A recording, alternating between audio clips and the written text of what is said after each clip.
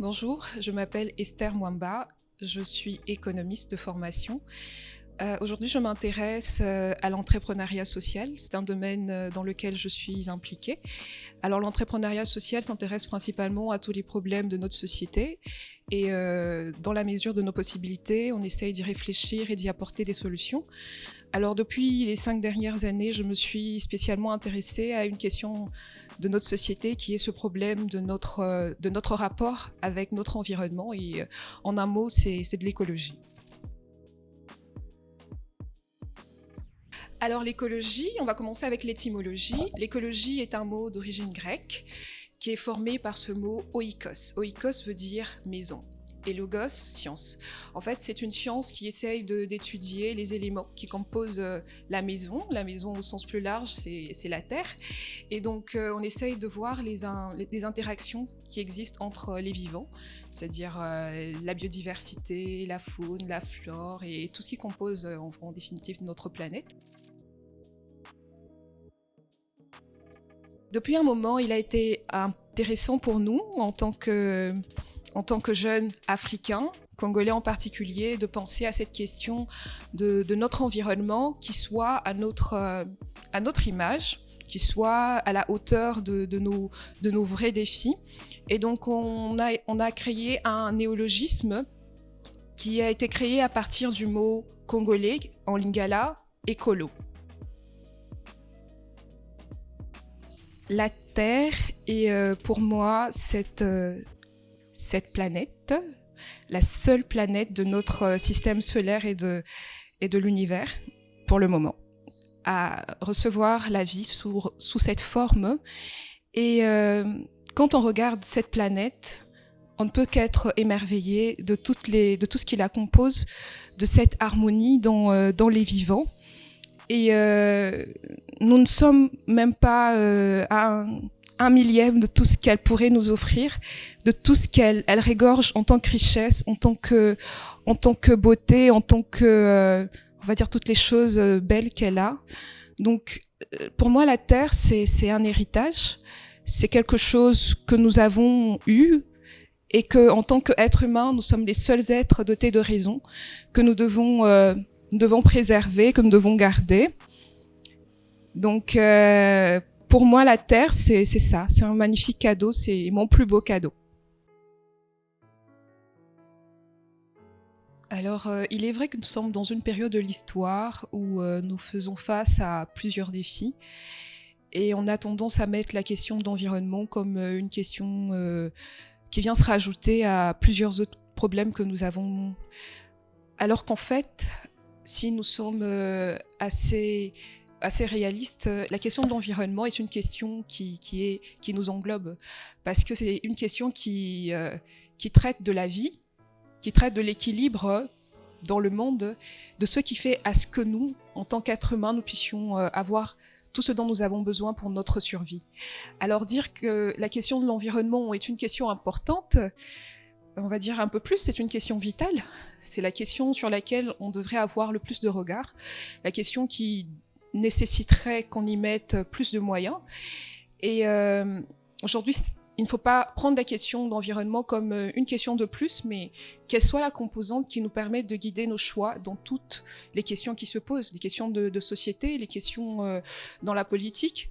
Donc, c'est une question importante, en fait.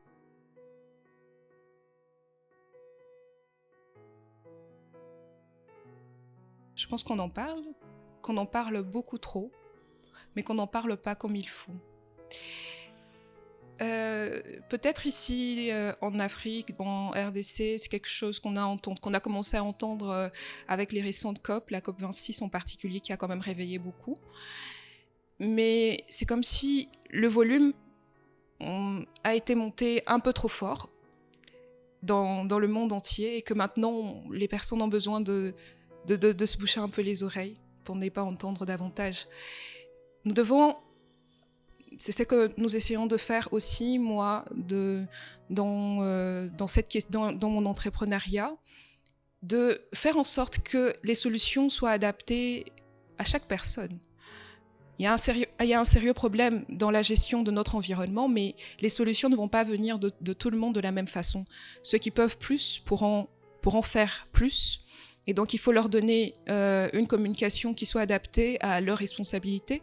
Ceux qui peuvent faire moins, également leur dire. Et essayer réellement de faire en sorte que la question arrive à chacun comme il peut l'entendre. Sinon, c'est beaucoup de bruit, c'est beaucoup de buzz autour de la question de l'environnement. Mais après, les personnes ne peuvent pas agir parce que parfois c'est beaucoup trop pour eux.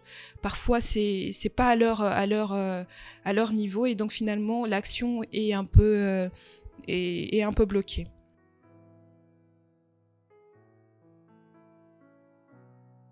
Lorsqu'on va en guerre, on ne se demande parfois pas si cette arme ou une autre est plus adaptée. Parfois, il faut prendre tout ce qui nous tombe dans les mains et on va combattre. La question de l'environnement est une question qui touche nos vies, et c'est une guerre pour la vie. Et tous les moyens qui sont mis sur terrain ont une valeur aussi, donc il faut pas négliger. Les conférences de parties, les COP qui s'organisent partout dans le monde et chaque année ont commencé dans un esprit réel de recherche de solutions. Mais après, quand une solution tarde à se mettre en pratique, quand un problème tarde à se résoudre, il faut se poser des questions. Il faut se dire, tiens, on peut changer de moyens, on peut faire ceci, on peut faire cela. Alors, la COP27 est une COP de plus, parce que elle n'a pas... Nous avons eu plusieurs COP et malheureusement, les solutions tardent à venir. Et on doit se poser des questions, non, par rapport à l'efficacité des COP. C'est vrai qu'il y a des choses qui se font, mais c'est parce qu'on oublie en fait que la question de l'environnement ne concerne pas des États dans leur globalité, mais ça concerne des particuliers, ça concerne des individus. Nous sommes dans un état de crise climatique parce que nous avons produit énormément, parce que nous avons consommé énormément. Moi, comme vous, nous avons notre part dans cette crise climatique. Parce que nous consommons, parce que nous produisons, d'une manière ou d'une autre. Et donc, on ne peut pas laisser cette recherche de solutions à une partie, une catégorie de personnes, à une entité, alors que réellement, le problème ne vient pas de ces personnes-là. Donc, c'est vrai que ces personnes, c'est-à-dire au niveau de l'État a sa part de responsabilité, mais c'est important de revoir au niveau local, au niveau individuel, ce que nous pouvons faire. Sinon, on attend des solutions d'en haut, alors que nous pouvons faire beaucoup au niveau local. Et donc, c'est ça. Donc, les COP sont utiles, mais elles ne servent à rien si à un niveau plus bas, rien n'est fait.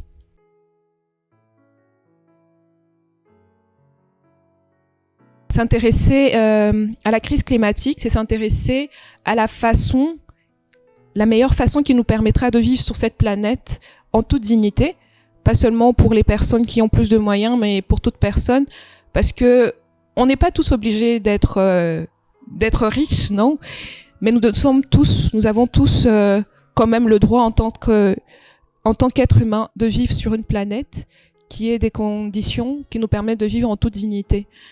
Et donc la crise climatique aujourd'hui, elle occasionne beaucoup de déplacements, beaucoup de pertes, et les personnes se retrouvent sans abri, des personnes qui se retrouvent sans domicile, et les choses ne vont normalement, si nous continuons dans la trajectoire dans laquelle nous nous sommes lancés, dans une trajectoire d'exploitation de notre planète, les choses ne vont faire que s'empirer. Inévitablement, et donc c'est important pour nous de réfléchir à cette question pour pouvoir aider ces personnes qui n'ont pas les moyens de le faire toutes seules.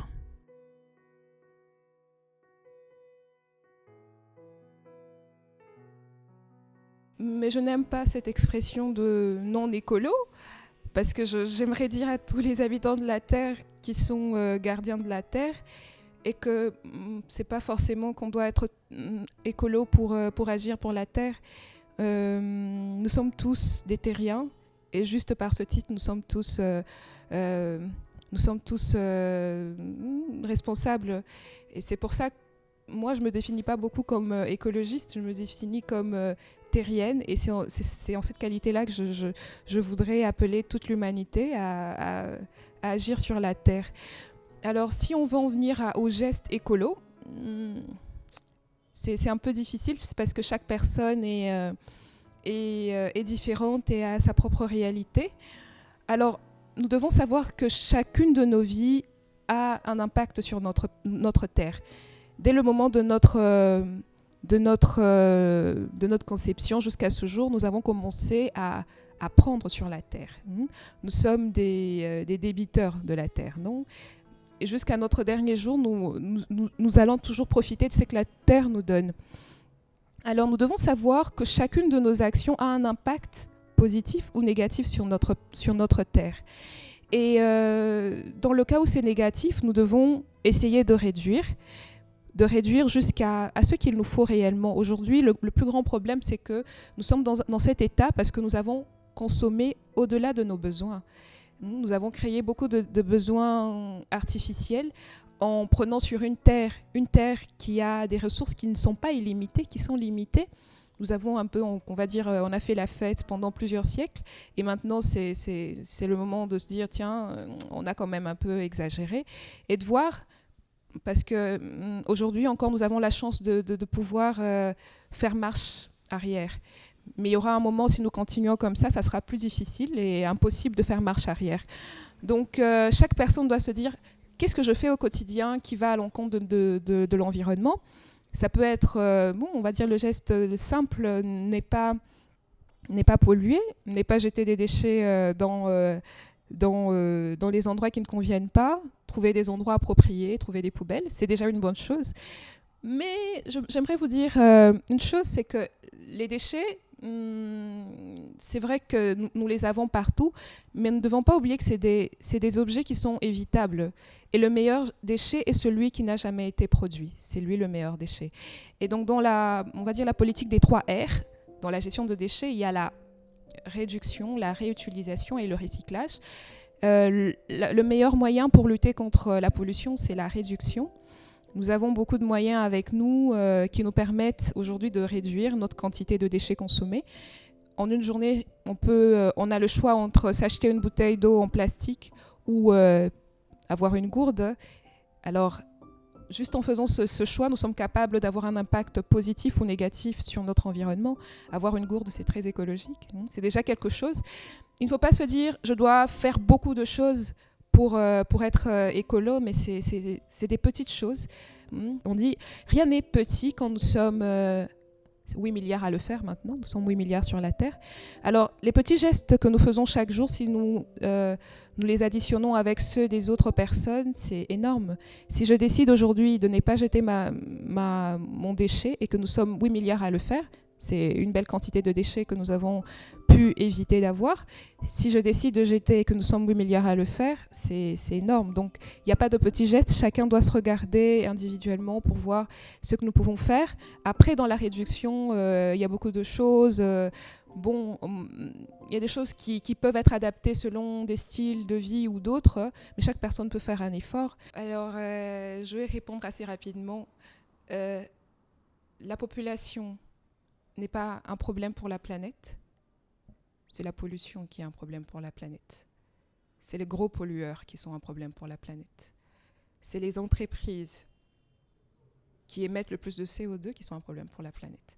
Donc on ne peut pas trouver une solution à un problème en changeant les données du problème, en changeant les cibles. Regardons en face qui sont les véritables coupables de ce problème et voilà.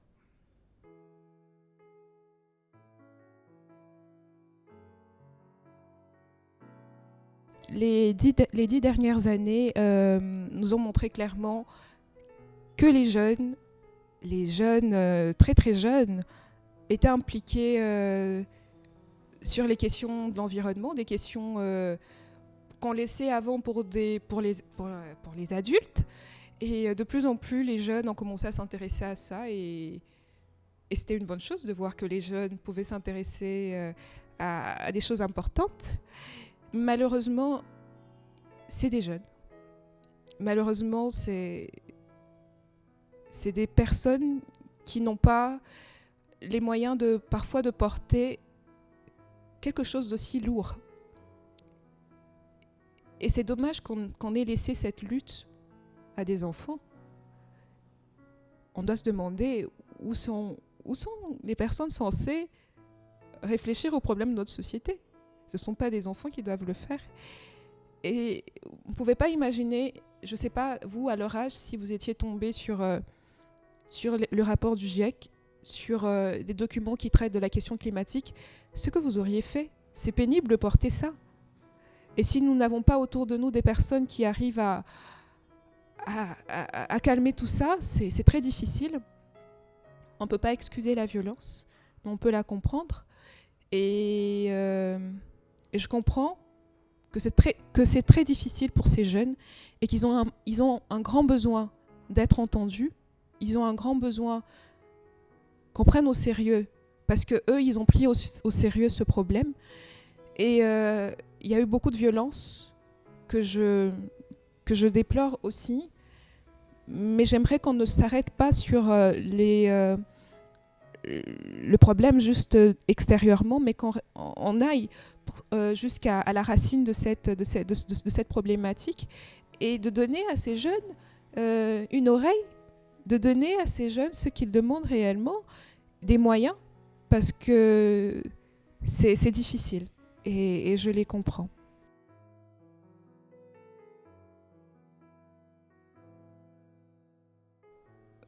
J'ai beaucoup d'espoir en l'humanité, c'est vrai, mais j'ai beaucoup d'espoir dans le Congolais. Je suis congolaise, je suis née, j'ai grandi dans ce pays et il n'y a aucune raison pour dire qu'une personne n'est pas capable de s'améliorer. Et chaque jour, on voit des exemples magnifiques de Congolais qui sont impliqués.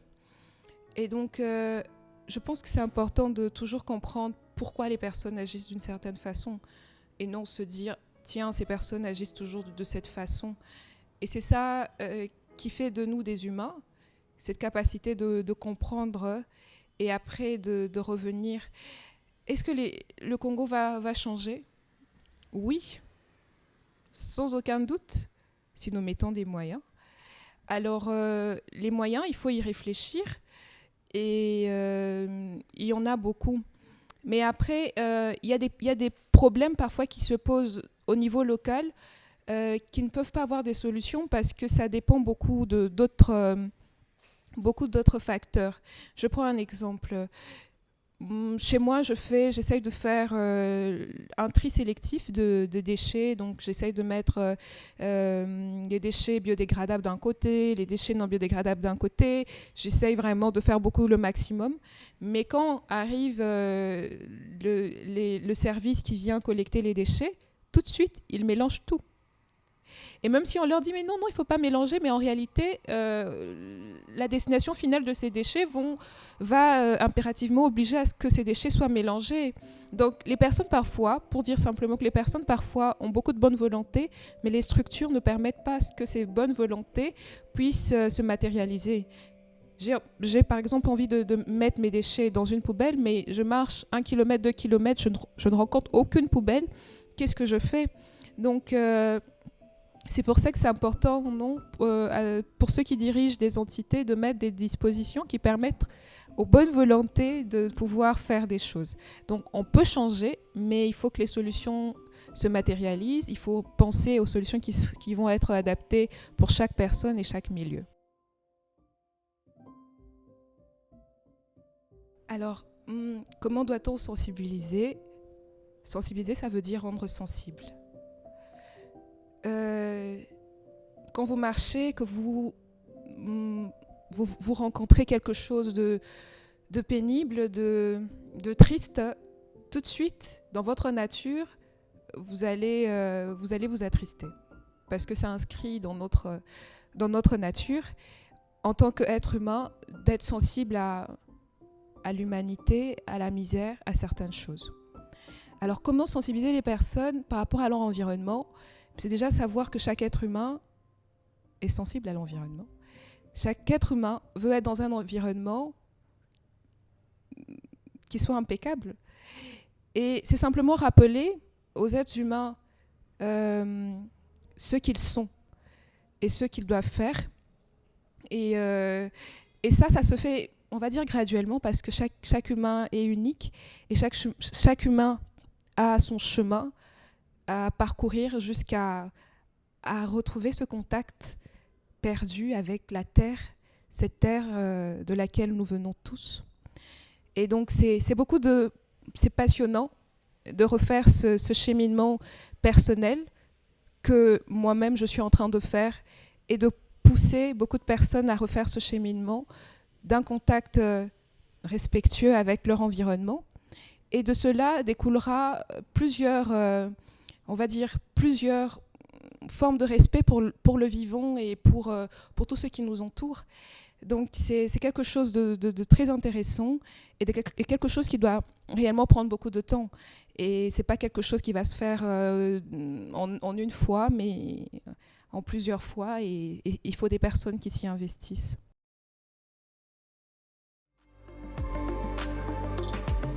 Bon, j'espère quand même que je serai là pour la voir. Mais comment je la vois la Terre en général, j'aimerais regarder l'avenir et je regarde l'avenir avec beaucoup d'espoir. Et de cette crise climatique, de toutes ces questions environnementales, nous avons beaucoup à perdre, mais nous avons aussi beaucoup à gagner en tant que dans notre maturation en tant qu'humanité. Et bon, on va beaucoup apprendre, ça c'est sûr. Mais comment je vois l'avenir? Je la vois beaucoup plus belle, parce qu'aujourd'hui nous plantons l'espoir et dans quelques années nous allons récolter la victoire. Donc voilà.